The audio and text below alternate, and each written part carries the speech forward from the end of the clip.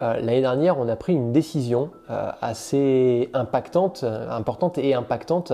On a pris les devants parce que, comme je te le dis, des bonnes résolutions, ça se prend le 31 décembre, mais des objectifs, ça se prépare. J'ai décidé de tout quitter. Salut et bienvenue dans cette vidéo.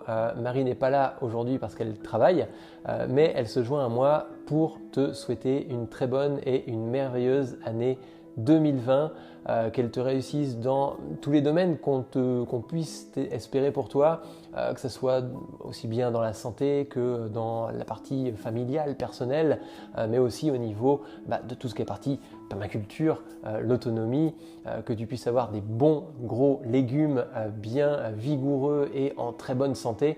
Ça, c'est tout ce que l'on peut espérer pour toi. Ce qui est marrant au final, c'est cette tradition du Nouvel An dans laquelle on va avoir tendance à se donner des bonnes résolutions pour l'année suivante au 31 décembre. C'est-à-dire qu'au 31 décembre, on a tendance à se dire « Allez, l'année prochaine, j'arrête de fumer, je fais un peu plus de sport, je mange différemment, plus sainement, plus intelligemment. Je vais consommer moins aussi quand on commence à réfléchir dans ce domaine-là. Je vais peut-être aussi créer mon premier carré de potager. Ça fait des mois que j'ai envie de le faire. Bon, le mois de janvier n'est peut-être pas la meilleure période pour commencer un carré de potager, mais on peut commencer des choses, quelques semis, faire de la préparation de terrain, etc. etc. Et peut-être viser un peu plus d'autonomie. Dans les commentaires, n'hésite pas à nous dire quelles sont tes bonnes résolutions pour 2020. En attendant, tiens d'ailleurs, tu vois mon chat derrière qui est en train de se balader sur la table, qui n'a pas le droit, voilà. C'est les aléas de la vidéo, tu vois. Concrètement, n'hésite pas à nous dire dans les commentaires tes bonnes résolutions. On lit absolument tous les commentaires, hein. On a la capacité de le faire, c'est génial. Ça nous donne beaucoup de retours d'expérience. C'est vraiment très intéressant, c'est très enrichissant. Même si on ne répond pas toujours tout de suite, on essaye de répondre à un maximum de commentaires, aussi bien directement sur les réseaux sociaux que par mail quand on nous écrit. En attendant ton retour, j'ai envie de te donner les bonnes résolutions que l'on souhaite mettre en place pour 2020. Alors je dis bonnes résolutions entre guillemets, parce que ça fait 2 ans que je ne fixe plus de bonnes résolutions. Pour une simple et bonne raison, c'est que les fameuses bonnes résolutions du 31 décembre prises autour d'une petite coupe de champagne sont généralement dans 98% des cas abandonnées le 21 janvier. Et moi, je n'ai pas envie que mes résolutions soient abandonnées aussi vite. C'est pour ça qu'on se fixe des objectifs. Pour nous, l'année 2019 a été très exceptionnelle pour plusieurs raisons. Parce que on a emménagé dans une nouvelle maison. Si tu nous suis sur YouTube, tu le sais. On a acheté un terrain d'1,4 hectare qui nous permet aujourd'hui de mettre en place pas mal de choses, d'aller jusqu'à créer une ferme autonome au final avec de la production de légumes, de pouvoir accueillir des animaux prochainement, de pouvoir aussi travailler sur le bâtiment en lui-même, sur ce que l'on a comme ressources en termes de bâtiment. Donc tout ça, c'est énormément de choses. On apprend aussi énormément de choses dans ce domaine-là et on a pu commencer à mettre en place toute cette réflexion pour monter nos premières briques qui nous mènent vers l'autonomie. Et puis enfin, là où c'est aussi très exceptionnel, c'est que quand on a créé nos premières vidéos au final sur YouTube, on n'imaginait pas qu'elles seraient autant appréciées. On n'imaginait pas qu'il y aurait autant de personnes qui viendraient nous suivre, qui viendraient commenter nos vidéos, nous apporter des conseils. Et ça, c'est vraiment fabuleux parce que on est toujours de plus en plus nombreux et on trouve ça vraiment fantastique. Donc, on tenait aussi à te remercier de tout ce que tu peux nous apporter. Donc, l'année 2019 a été, alors j'ai mes petites grues juste en dessous parce que j'ai plein de choses à te dire, j'ai quelques annonces à te faire dans cette vidéo. L'année 2019 a été assez exceptionnelle. Mais il y a un mais quand même dans tout ça. Il y a le fait que l'on vit toujours dans un monde aussi fou où la consommation est toujours de plus en plus importante. Où en fin de compte tu vois les dérives que l'on peut mettre en place en termes d'impact écologique, etc., etc. Je ne dis pas que on est parfait, loin de là, je ne dis pas qu'on ne dégrade pas la planète à notre niveau et on apprend à justement aggrader cette planète-là en mettant en place nos différentes actions. Là prochainement, concrètement, on a fait des commandes auprès d'un contact que Marie a, d'une amie qu'elle a, pour commander des objets réutilisables, d'accord. Donc on essaie de mettre en place plein de petites choses qu'on te partagera dans de prochaines vidéos. Mais on est toujours dans ce monde où la consommation est importante, où le profit et la rentabilité, en fin de compte, viennent un petit peu supprimer quelques libertés que l'on peut avoir de jour en jour. On vient grignoter peut-être un petit peu plus de liberté, mais aussi où, tu vois, par exemple, j'ai travaillé dans plusieurs entreprises et je me suis aperçu d'un certain nombre de choses. C'est que ce qui intéresse les entreprises aujourd'hui, ce n'est plus la reconnaissance au niveau de l'humain, ce qui a été le cas à une époque, mine de rien, mais que ce qui intéresse les entreprises, c'est principalement la productivité et les profits. L'humain à côté, la reconnaissance, la qualité du produit devient de moins en moins importante. Ce qui est plus important, au final, reste la production et la rentabilité de tout ça, et l'humain et la qualité n'est pas à l'ordre du jour. Et tu vois, ça fait 3 ans que je travaille dans une école d'informatique où j'enseigne à des jeunes à créer des logiciels, des applications sur téléphone, des sites web. Et pour le coup, c'est un travail qui est extrêmement gratifiant. C'est-à-dire que concrètement, voir un jeune comprendre un concept assez obscur dans le domaine de l'informatique, quand tu sais que tu as réussi à lui faire comprendre telle ou telle information, c'est vraiment hyper enrichissant pour toi, c'est une expérience vraiment enrichissante pour toi et c'est très gratifiant.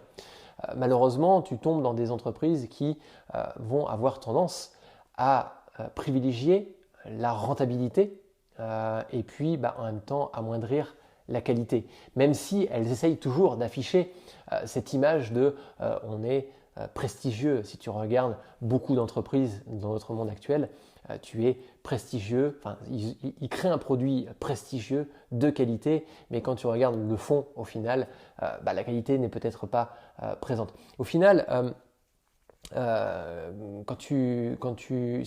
comme regarder la nature. Quand tu regardes la nature, moi j'aime bien cette idée-là parce que on le voit très bien, le domaine de l'information, de la formation, pas de l'information, le domaine de l'information c'est un petit peu comme la nature. C'est-à-dire que tu as toujours à apprendre et tu dois apprendre à apprendre. Et dans la permaculture, tu dois apprendre à apprendre de ton environnement.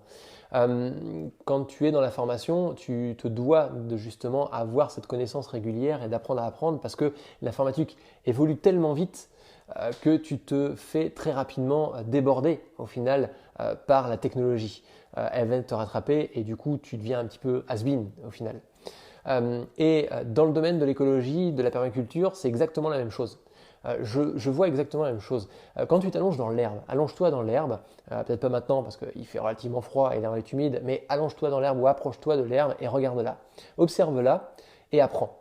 Et si tu regardes bien, au final, quand tu regardes à première vue, tu dis « Ah oui, c'est vert, oui, tu as un brin d'herbe, il est vert. » Mais en regardant plus précisément ce brin d'herbe-là, tu t'aperçois que le brin d'herbe a une petite peau tout autour qui est marron, qui maintient l'herbe haute, droite, d'accord. Et en même temps, cette petite peau-là, quand tu regardes plus longuement, plus longtemps, quand tu regardes sur d'autres endroits, tu apprends au final que cette petite partie vient à se dégrader sur le sol, vient à déposer de la matière organique, se transforme en humus et vient nourrir la terre.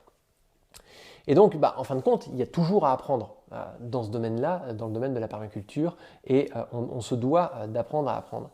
Et on vit en fait dans un monde qui ne permet pas aux gens d'apprendre à observer. On se lève le matin, et le système est fait comme ça, au final, d'accord. C'est tout simplement que on est dans un système, enfin moi je le vois comme ça, tu vas me dire c'est un peu complotiste, mais voilà, moi je te donne simplement le ressenti que je peux avoir, que l'on peut avoir avec Marie. On se lève le matin, on réveille les enfants, faut s'habiller rapidement, faut aller se brosser les dents rapidement, faut rapidement mettre ses chaussures, faut aller dans la voiture, il faut emmener les enfants à l'école, il faut aller au boulot. Ensuite, quand le boulot est terminé, dans le boulot, il faut de la productivité, il faut de la rentabilité. Voilà, il y a tout ça. Il faut manger le midi dans une ambiance qui est peut-être pas forcément toujours facile. Et puis le soir, il faut rentrer. Il faut rentrer aller chercher les enfants. Et là, tout s'accélère. Il faut faire les devoirs, il faut prendre la douche, il faut faire à manger, il faut coucher les enfants. Et puis, il faut enfin profiter. Il faut profiter de ta journée.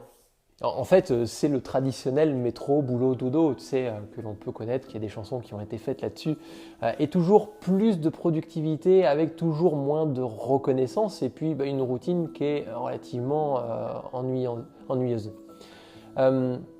C'est pour ça qu'avec Marie, l'année dernière, on a pris une décision assez importante et impactante en 2019,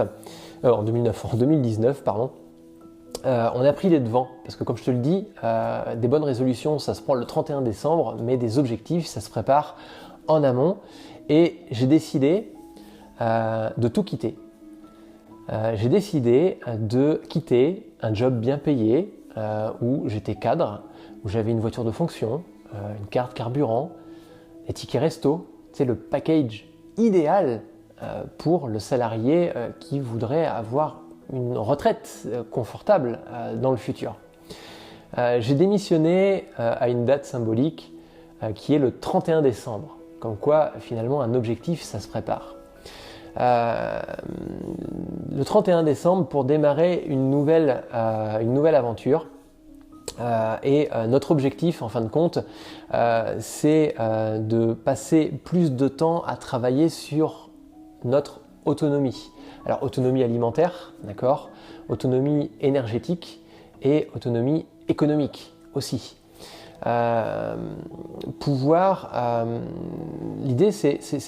L'idée est venue de tout ça, c'est que concrètement, faire son jardin le samedi, l'hiver tu peux pas faire le soir parce qu'il fait nuit quand tu rentres, c'est pas suffisant. Tu peux pas produire suffisamment uniquement en travaillant le samedi. Tu peux pas construire un projet de serre, un projet d'enclos pour accueillir des animaux simplement en travaillant le samedi ou en travaillant pendant les vacances. Donc l'idée a été de prendre le problème différemment, à avoir une qualité de vie moins importante, moins bonne, certes, beaucoup plus compliquée, peut-être pendant un certain temps, mais de pouvoir commencer à travailler sur l'autonomie et créer nos propres activités au final, notre propre activité. Moi dans un premier temps, peut-être Marie plus tard, si elle le souhaite, actuellement elle souhaite conserver son travail, mais de pouvoir créer notre propre activité, de pouvoir aussi partager avec toi beaucoup plus de choses. Concrètement, il y a beaucoup de choses que l'on met en place dans le jardin, beaucoup de petites astuces que l'on a découvertes et que l'on aimerait bien pouvoir partager avec toi, mais on n'a pas suffisamment de temps de le faire. Et le fait de justement pouvoir tout plaquer comme ça, de façon peut-être irrationnelle pour certains, va nous permettre de partager beaucoup plus de choses avec toi. Il va y avoir deux choses en 2019, c'est la continuité de Permafamily. Rien ne va changer, on va continuer à faire des vidéos comme on le fait actuellement, au format familial, on va dire, au format filmé comme c'est filmé actuellement, comme on a pu le faire jusque maintenant. On va rien changer. Rien n'a changé à tout ça parce qu'on a envie de conserver cet esprit qui est, à mon sens, que je considère assez sain, frais, dans le sens où c'est assez léger au final. Et puis on n'a pas envie d'être des purs formateurs dans nos vidéos. Concrètement, comme je te le dis, on a toujours à apprendre de la nature. Mais par contre, de l'autre côté, je vais devoir aussi créer mon activité en tant qu'indépendant, en tant qu'entrepreneur. Et j'ai envie, par mes expériences dans le passé, je te ferai une autre vidéo là-dessus. Ça sera d'ailleurs la dernière vidéo qu'on parlera d'entrepreneuriat sur cette chaîne-là. Mais concrètement, j'ai envie de reprendre une activité d'entrepreneur qui me permette d'avoir cette fameuse liberté de proposer ce que j'ai envie de proposer, ma vision de faire les choses et d'allier absolument tout. D'allier l'entrepreneuriat et d'allier le domaine de l'écologie de la permaculture d'ordre global. C'est pour ça que j'ai créé un autre site qui est en cours de construction qui s'appelle Permapreneur, qui est la contraction de permaculture et de entrepreneur, mais qui est aussi l'entrepreneur permanent. Enfin voilà, il y a toute une idée derrière, mais je t'en parlerai pas dans cette vidéo. Concrètement, voilà, j'ai créé une autre activité qui sera uniquement basée sur cette partie-là. Donc voilà un petit peu les objectifs pour 2020. Il y a d'autres objectifs, toujours notre fameux poulailler qu'on devait faire avant la fin 2019, qu'on doit repousser pour 2020, mais qui va être fait très prochainement pour le coup. Et puis aussi tous les projets de rénovation de la maison, du jardin, des vidéos pour toi, beaucoup de vidéos. On a énormément d'idées de vidéos à te proposer pour 2020. On espère qu'elles vont te plaire.